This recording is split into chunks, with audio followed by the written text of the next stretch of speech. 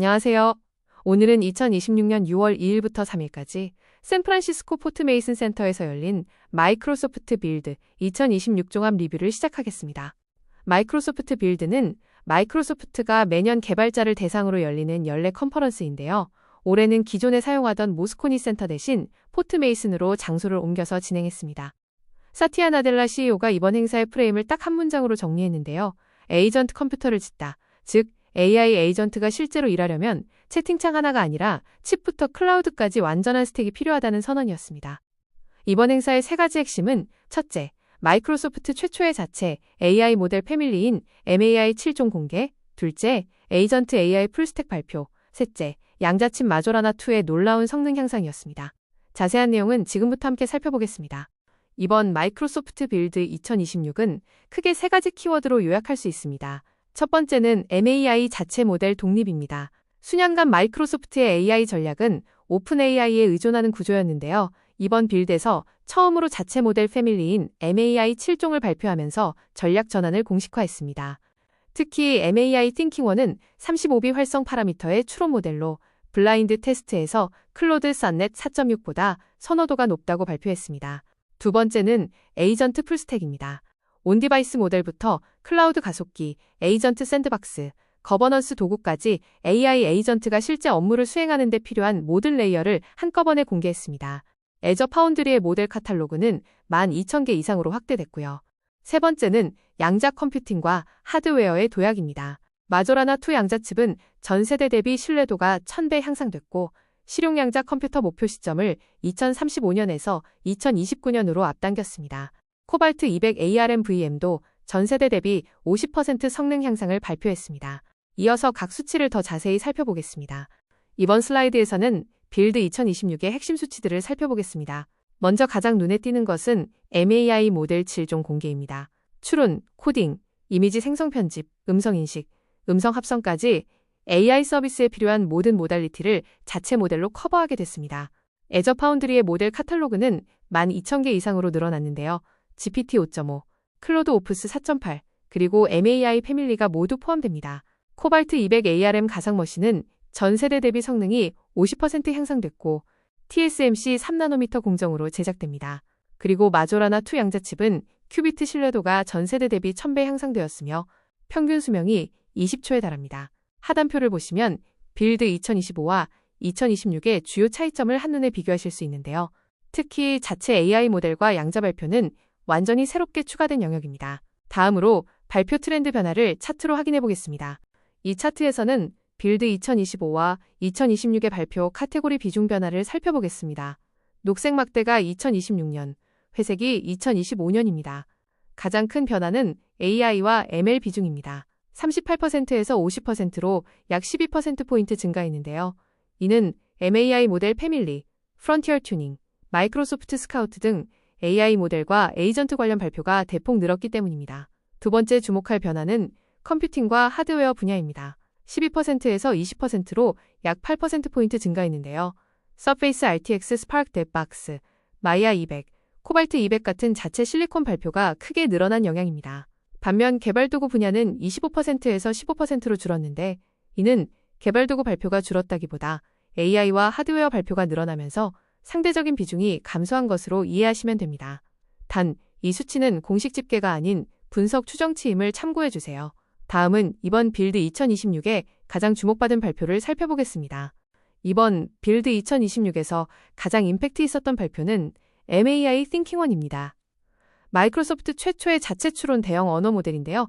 무스타파 술레이만이 이끄는 마이크로소프트 AI 슈퍼 인텔리전스 팀이 개발했습니다. 가장 중요한 특징은 오픈 AI 데이터를 전혀 사용하지 않고 상업 라이선스 데이터로만 학습했다는 점입니다. 기업들이 AI를 도입할 때 학습 데이터의 법적 안전성을 중요하게 보는데요. 이 부분에서 차별화가 됩니다. 성능 측면에서는 SWE 벤치프로라는 코딩 평가에서 클로드 오프스 4.6 수준의 성능을 기록했고 블라인드 테스트에서는 클로드 썬넷 4.6보다 독립평가자들의 선호도가 더 높았습니다. 활성 파라미터는 35B이고 컨텍스트 창은 25만 6천 토큰입니다. 현재는 애저 AI 파운드리에서 프라이빗 프리뷰로만 접근 가능하며 MAI Thinking-2는 올해 11월 마이크로소프트 이그나이트에서 발표될 가능성이 있습니다. 다음으로 또 다른 주목 발표들을 살펴보겠습니다. 이번 슬라이드에서는 두 가지 미래지향적 발표를 소개하겠습니다. 첫 번째는 마조라나 2 양자 프로세서입니다. 마이크로소프트 퀀텀팀의 채탄 나야크가 발표했는데요. 가장 놀라운 점은 큐비트의 신뢰도가 전 세대 대비 1000배 향상됐다는 것입니다. 큐비트 수명이 수 밀리초에서 평균 20초, 최대 1분까지 늘어났는데요. 이는 기존 이온 트랩 방식 양자 컴퓨터와 비교해도 압도적인 수치입니다. 재료를 알루미늄에서 납 기반 초전도체로 교체한 것이 핵심 혁신이었고요.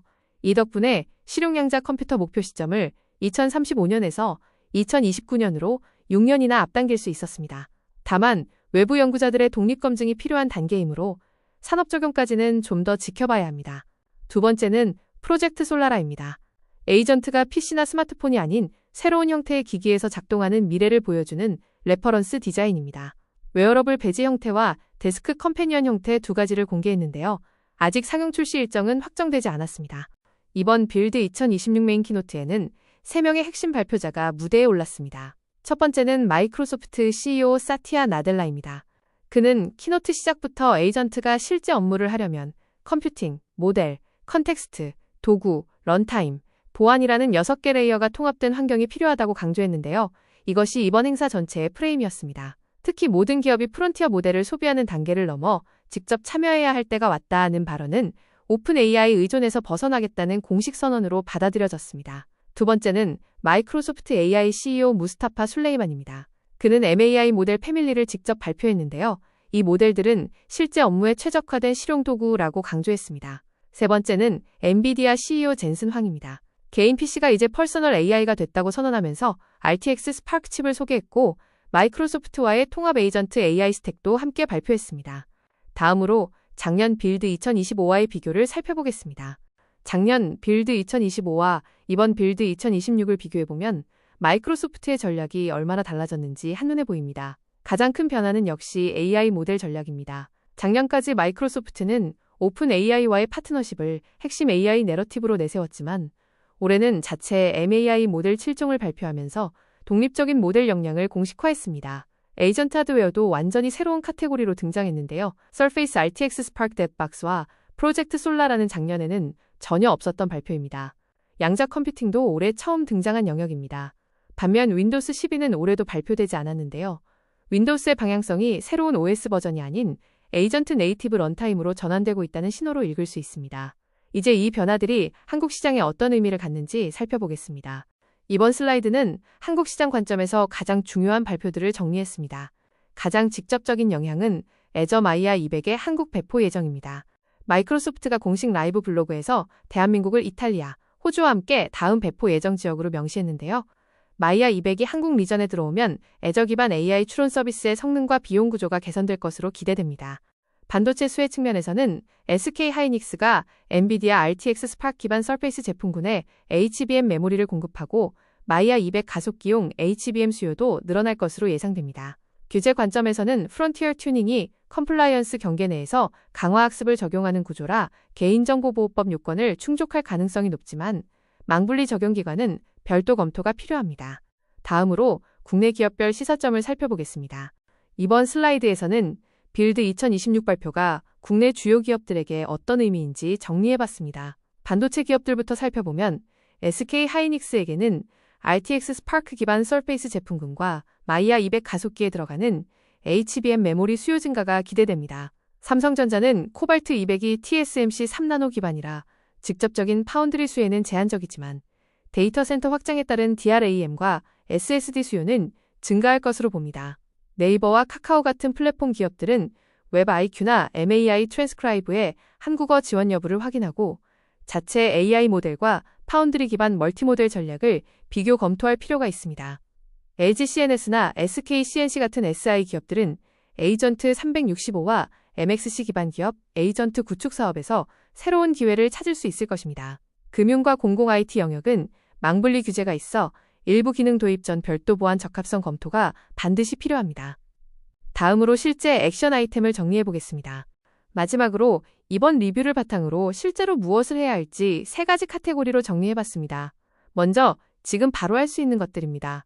GitHub 코파일럿 앱이 현재 프리뷰로 공개됐기 때문에 github.com/github/app에서 바로 등록하실 수 있습니다. Windows Development Configurations도 GA가 됐으니 윈겟 설정 파일 하나로 개발 환경을 자동화해보세요. MAI 이미지 -2.5는 파워포인트에서 이미 사용할 수 있습니다. 다음으로 대기 등록이 필요한 프리뷰 기능들입니다. MAI Thinking-1은 Azure AI Foundry에서 프라이빗 프리뷰 등록이 가능하고 WebIQ는 webiq.microsoft.ai에서 리미티드 프리뷰를 신청할 수 있습니다. 프론티어 튜닝도 기업 데이터로 모델을 튜닝하고 싶다면 프라이빗 프리뷰를 신청하세요. 마지막으로 아키텍처 재검토가 필요한 영역입니다. 기존의 레그 파이프라인을 직접 구축하고 계신 분들은 파운드리 IQ로 대체했을 때의 비용과 운영 복잡도를 비교해 보시기 바랍니다. 그리고 마이I200이 한국 리전에 배포되는 시점에 맞춰 Azure AI 추론 인프라 계획을 재수립하는 것도 권장드립니다. 마지막으로 이번 마이크로소프트 빌드 2026을 전체적으로 평가하겠습니다. 저는 별 5개 만점에 4.5개를 드립니다. 성공 포인트를 먼저 말씀드리면 가장 큰 것은 MAI 자체 모델 발표입니다. 수년간 오픈 AI에 의존했던 마이크로소프트가 처음으로 자체 모델 역량을 공개하면서 AI 산업 구도에 변화를 일으키는 신호탄을 쏜 것입니다. 에이전트 거버넌스 측면에서도 MXC나 에이전트 365 같은 구체적인 툴들을 경쟁사보다 먼저 선보였고 마조라나 투로 양자와 클래식 컴퓨팅의 융합 비전도 제시했습니다. 아쉬운 점도 있었는데요. 발표된 제품 이름이 너무 많아서 개발자들이 어디서부터 시작해야 할지 파악하기 어렵다는 점이 가장 큰 약점이었습니다. MAI Thinking-1이 프라이빗 프리뷰에만 머무른 것도 발표 임팩트에 비해 아쉬운 부분입니다. 향후 6개월에서 1년 전망을 보면 에이전트 거버넌스가 클라우드 경쟁의 핵심 차별화 요소로 떠오를 것이고 GitHub은 AI 개발의 중앙허브로 더욱 공고해질 것입니다. 오늘 마이크로소프트 빌드 2026 리뷰 어떠셨나요? 유익하셨다면 구독과 좋아요 부탁드리고 다음 영상에서 뵙겠습니다.